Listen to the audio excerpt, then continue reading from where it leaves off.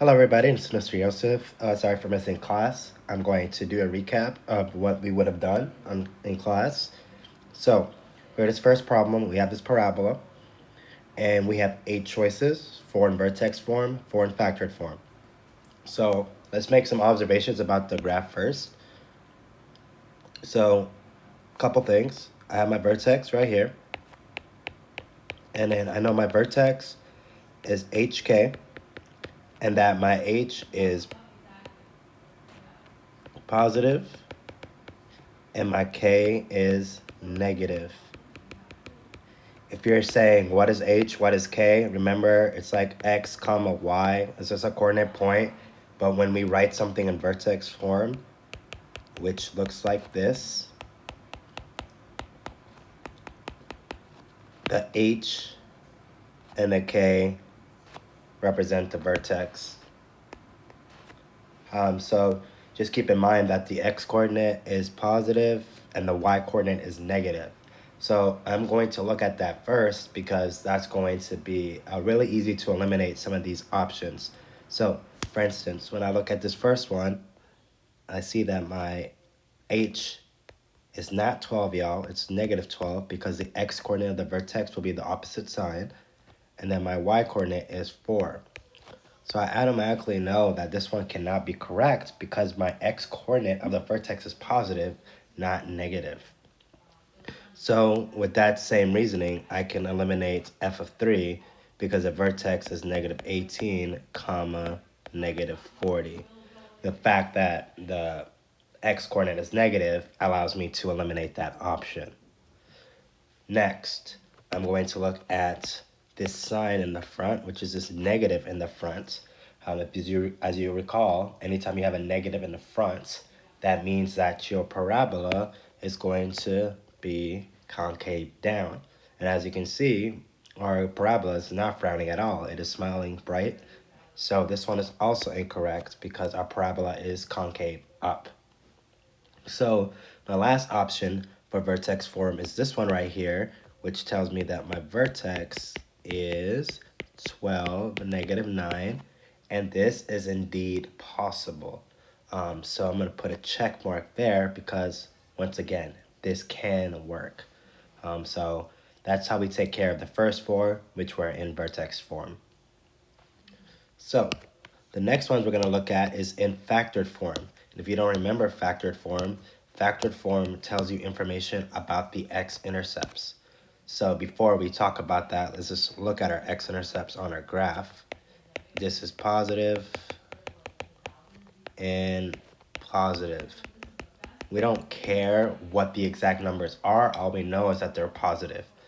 So factored form means that you take your factors and you set them equal to 0 and you solve.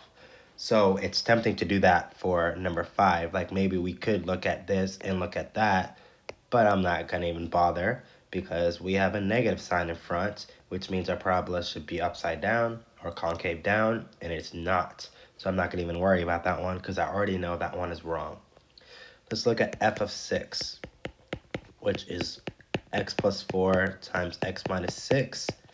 In order to find my x-intercepts, I set each factor equal to 0, and you get x equals negative 4, which is negative 4, 0, and you get x equal to 6, 6 comma 0. This is also incorrect because we need both our x-intercepts to be positive, so I know that that's not correct. So that leaves us with F7 and F8, and I know these two look a little unusual. So let's look at F7 first. So that's x minus 12, negative x plus 18. For this one, I hope you can see x equals 12. I'm not going to show my work on that one. It should be 12 comma 0. But I will show my work on this one because this one presents a little bit of a unique situation.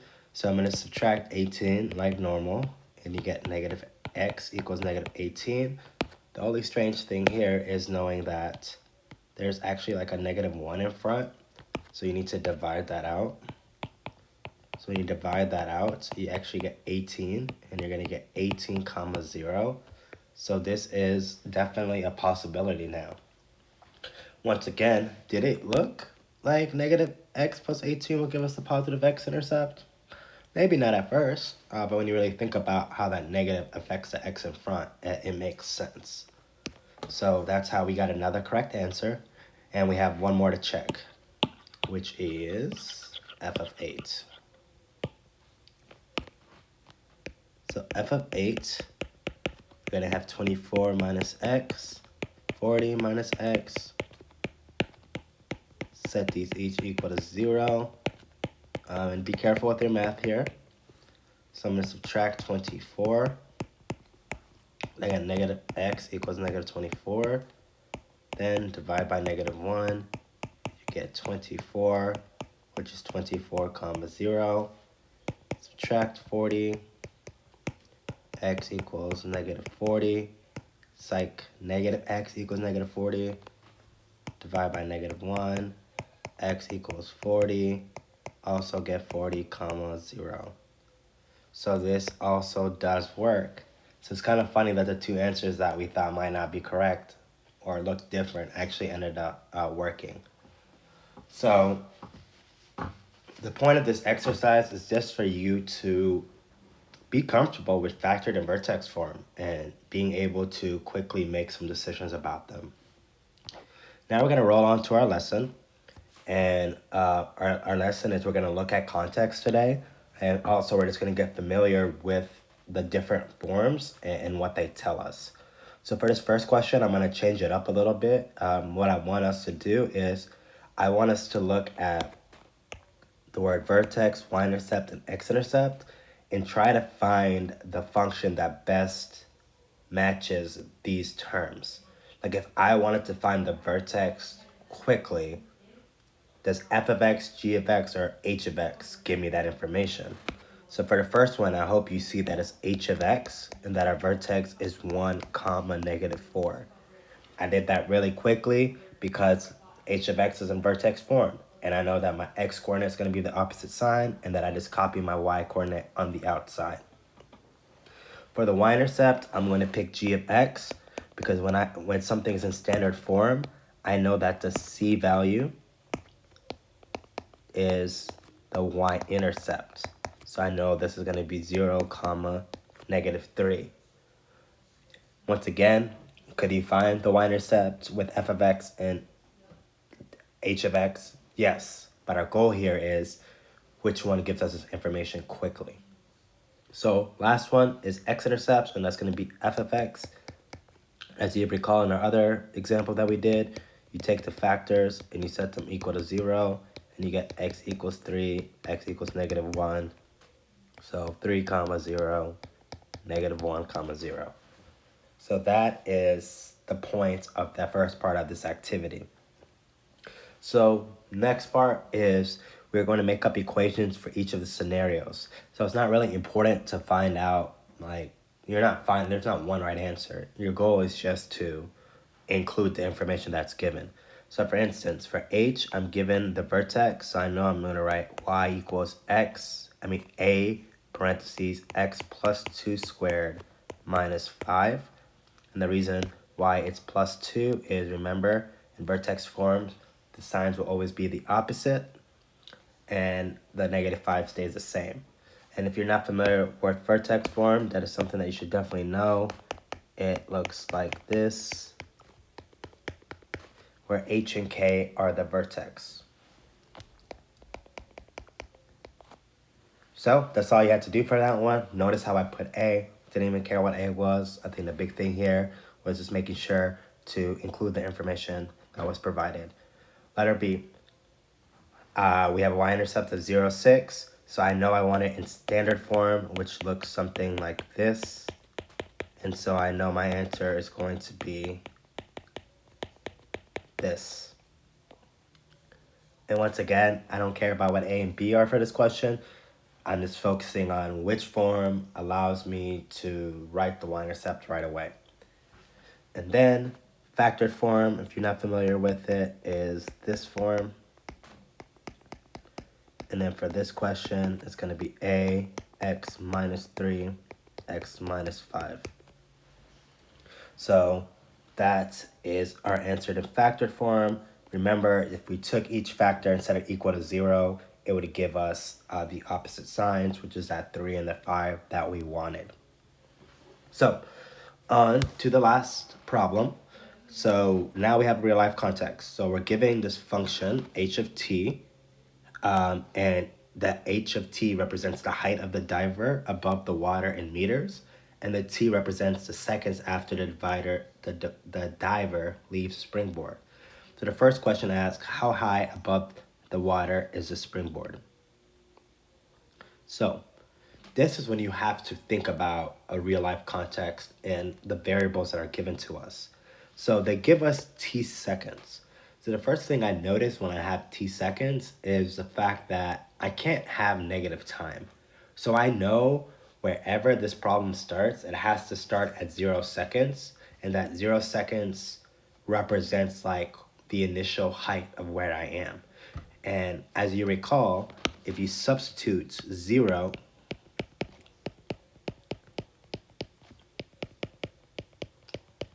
you're just going to get the answer 3, which makes sense because when you're looking at your graph, your y-intercept is going to be your starting point. So right now, my y-intercept represents where the springboard is, and where the diver is on top.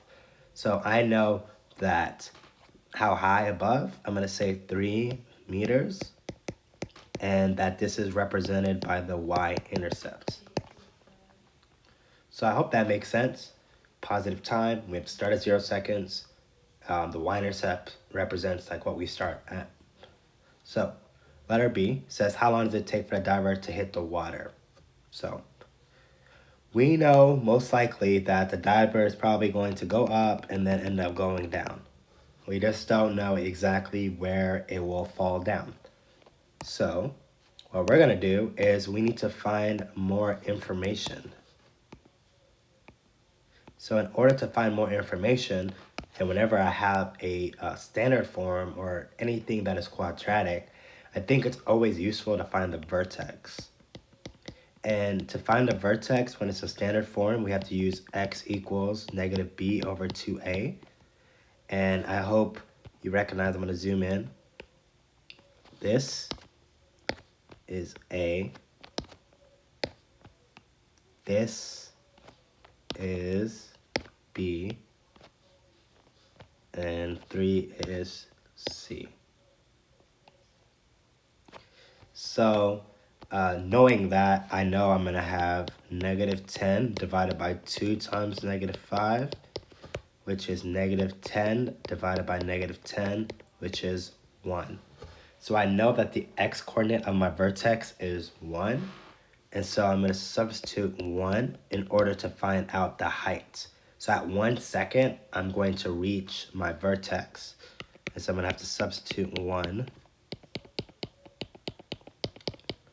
And you're going to get negative 5 plus 10 plus 3. And you're going to get 8. So at 1 second, it's going to be at 8. So I know I'm having something like that so far. So I have not yet reached the bottom, because we're trying to find out when we hit the water, right? But we're not there yet. But that's okay, because at least now I know eventually I'm going to have to go down. So if I look at 2 seconds, if you remember, there's an axis of symmetry that happens at the vertex. So you should know that there's a line of symmetry. It's called the axis of symmetry. And that when you're 1 away, that you'll get the same value. So if you want me to plug in 2 to show you that you'll get 3, I can. But we should notice that the distance between these two will always be the same. So I know that at 2 seconds, I'm at 3 feet. So I am approaching the water, which we're going to say is going to be on the x-axis because, well, that's when the height is 0. So the only thing you have left to do now is we're going to try 3 seconds. So if I substitute 3 seconds into my equation, let's see what I get. get negative 5 times 9, which is negative 45, plus 30, plus 3. I'm going to get negative 15 plus 3, which is negative 12. Oh, gosh. So something like this. Once again, my parabola is looking really funky. But the point is, I don't need to know the exact decimal. It says approximately when does the diver hit the water. So my answer to letter B, I know I have so much work written, is between, look how nice my answer is, between 2 and 3 seconds. That is my answer for letter B. And I hope you know that you didn't have to know everything, right? You just pick some points, you plug them in, and you think about it logically. I thought finding the vertex would really help me get a better idea of what my graph looks like, and so that's what I did. So I hope that makes sense because we're about to answer letter C. I know it's a lot of work, so bear with me. How long does it take the diver to reach the peak? Well, you should know here that the peak is represented by the vertex, and we already found that out. We know that it takes 1 second for the diver to reach his peak. And what represents that? Well, that is going to be the vertex. So that is how we do this. So there's a couple more questions, and I'm not going to do these right now. I'm going to stop here, and we'll talk about this next class. But the main thing is, you have to think about what does a vertex, what does an x-intercept, what does a y-intercept, what do these mean in a real life context? And so just know that normally the y-intercept represents where you start, the x-intercept represents whenever your y value is 0, and the vertex either represents your maximum or your minimum, depending on how your graph looks. And as you can tell, the fact that this question had a negative sign kind of told you that you'll have a maximum because it's going to be concave down. So I hope this video helps you. I'll go ahead and I'll fill out the rest of this and post it on Schoology, but I think you should have enough information to do the work.